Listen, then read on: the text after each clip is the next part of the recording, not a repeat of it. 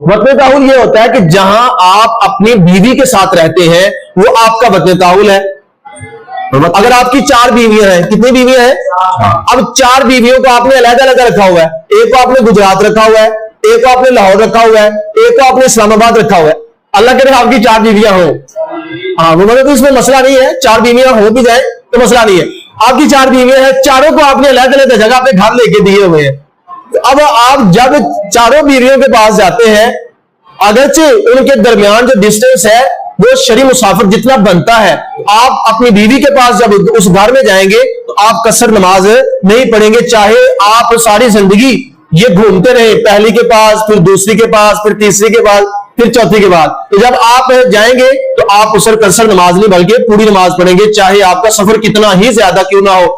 ऐसा भी होता है, बाद लोगों ने बाहर के मुल्क अपनी बीवी रखी होती है, एक बाहर है एक घर में है। तो अब जो बाहर आप जाते हैं तो आप कसर नहीं पड़ेंगे, घर में आते हैं फिर भी कसर नहीं पड़ेंगे, चाहे जितना मर्जी डिस्टेंस है। अगर आपकी बाकी शराइत पूरी हो रही है मुसाफिर वाली, तो बीवी के होने की वजह से आप उधर कसर नमाज नहीं पढ़ेंगे बल्कि पूरी नमाज अदा करेंगे।